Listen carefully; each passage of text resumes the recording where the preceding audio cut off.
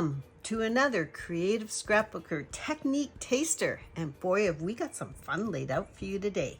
Who doesn't want a custom, absolutely gorgeous handmade card for their birthday? That includes a gift card. So this is going to be a fun little technique background that I'm going to show you how to create. We're going to be using Lindy's magical shakers, and I have got 3 colors. You can change up the color to what you like, but I am using Water Lilies Lavender, and I not in a vermilion year. I gotta love these names, right? And Take It or Leaf It. They had some fun naming these, but these are so fun. Pigment powders in little shaker jars that you can use in a variety of ways. We're going to use it in 2 ways today. Creating the background, and I'm going to make it on a 12 by 12 page so that I can cut it up into the size and shapes that I need. To begin this process, you're going to need a beautiful nonstick cleanup sheet because we're going to make a mess. Okay, if you don't want colorful hands, you want to get some gloves, but I don't mind having colorful hands. I think they're kind of fun. You're going to need a piece of acetate because this is what I like to do this on. You could do this on a gel plate if you want, but a piece of acetate works just fine. You're going to want some water in a spray bottle and a few colors of the Lindy's magical shakers. First thing I like to do is spray that piece of acetate with water. It's kind of nice to spray it with the water so you can see the colors because they totally change as you sprinkle them onto your acetate. It's kind of nice to see the color. Ooh, they get bright, bright, bright, bright.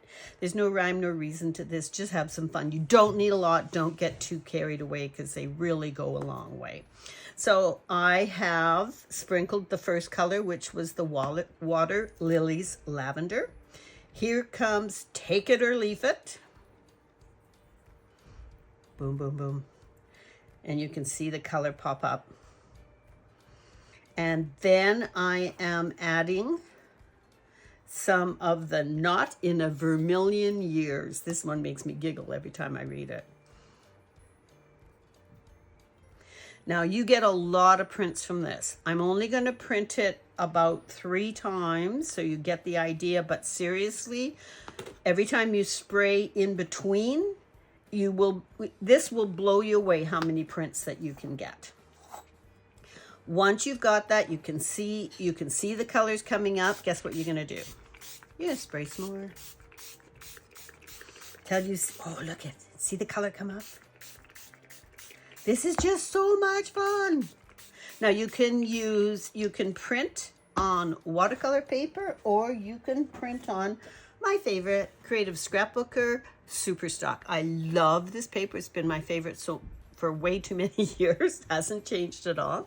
And when it's got a lot of water on it like this, I will leave it on my surface and simply take my paper to the acetate that's on my desk. Can you see why we protected the desk? And then you're gonna flip it over. Ah, like I don't even want to move it. Okay. Whew. How much fun is that? Oh my gosh. And sorry guys, you'll never get the same print twice. And then you're going to magically move that sheet and print it all over your paper. I want more. I'm going to spray some more water. And all we're doing is lightening it up some more, just getting it ready, and we're just going to use portions of this to just continue moving this paper over and over and over till you get the color on the paper that you want. Now that we've let that paper dry, I'm beginning to cut out the pieces that I need to create the card. So I need a 5 by 7 piece for the background. So this is what it looks like when you cut it out.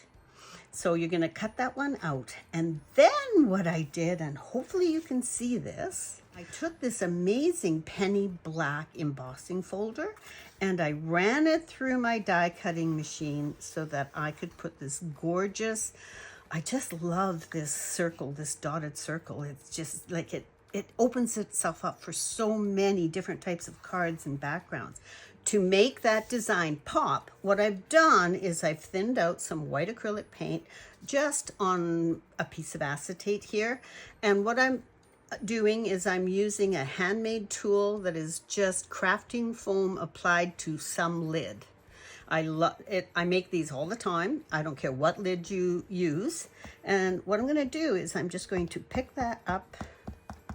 I'm going to get just that nice little application. I'm going to work it so it's going to just be able to almost dry brush. You can see I play with this a lot, just to pop the design.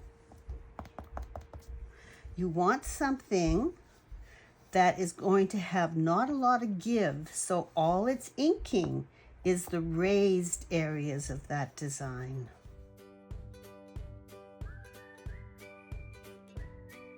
We've created this background panel. Now the next panel that we're going to create is this one that is popped in front of that.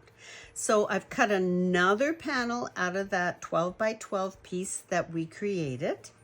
And what I've done is I've stamped this wonderful fun stamp again from Penny Black. Oh my gosh, such a cute stamp. There's so many ways to use this one, but this is a beautiful stamp from them. And of course I have stamped it with VersaFine. It's a quick dry pigment ink onto my paper. Once you've done that, what you're going to do is you are now going to paint with those beautiful pigment powders. To create those colors, I am just sprinkling a little bit of each color that I used in the background into these little pots on my paint palette. And all you need is a little bit. Then I like to use an eyedropper or a spray just to add some water. It's kind of fun to watch them to explode into colors. And I will use the end of my paintbrush to mix it thoroughly.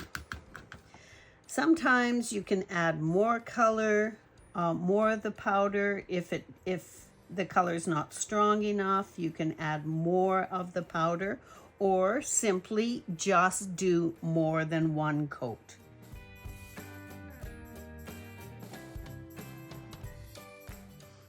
When you're done, I want to pop the edges. I love to finish my edges, and I'm just going to use my black marker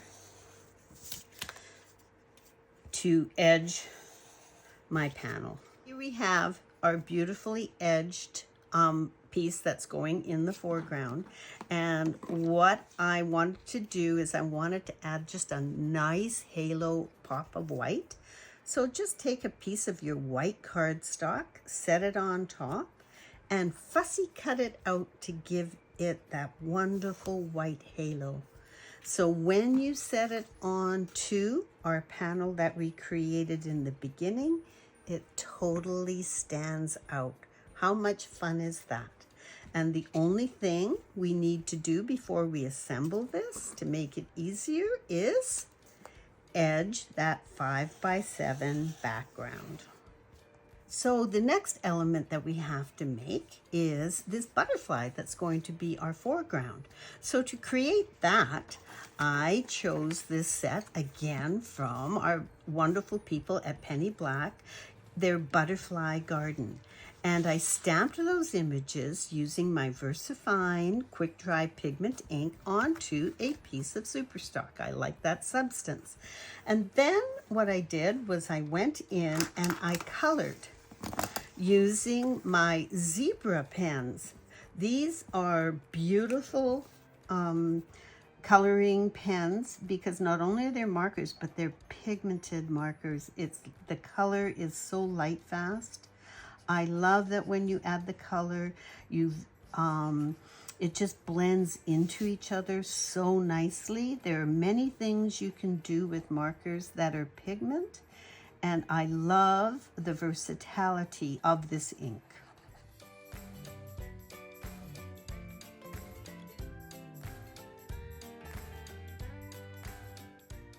There you have it, a butterfly colored very quickly and easily using my zebra pens. 2 of them were the Mildliner that has a brush tip and a superfine tip, and 2 of them were the ClickArt pens, both of them with pigment ink.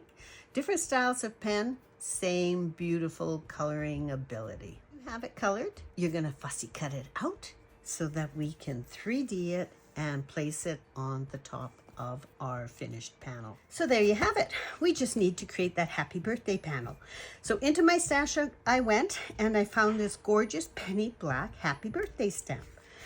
I have stamped it onto another piece of paper that I created in the first section of this video and added color with my zebra pens and of course some accent coloring with a white paint pen.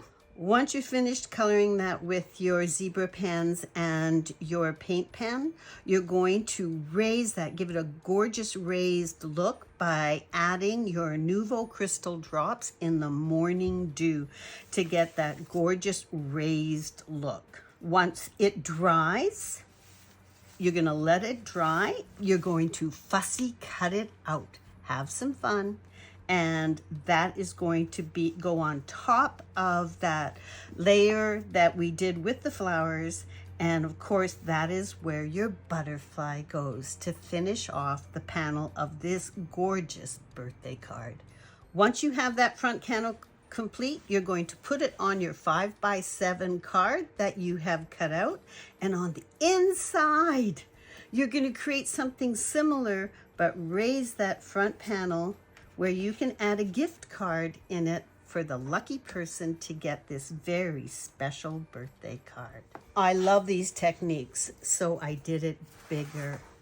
Here it is. It's a scrapbook page. Your 12x12 background is now this great scrapbook page. The dry embossing folder was used on tags that I cut out of another piece. And they, of course, are sporting all kinds of wonderful words I have about my daughter, Leah. And then, just because I wanted to pop some of that beautiful, bring out the white, I chose this creative die from Penny Black. And all I did was cut it out of the Creative Scrapbooker Superstock and added that here and there, which I think brought this whole page together.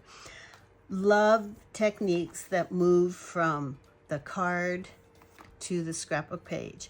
I hope you can use some of these techniques. Happy coloring, happy painting, and happy splattering with your Lindy's magical powers and your zebra pens.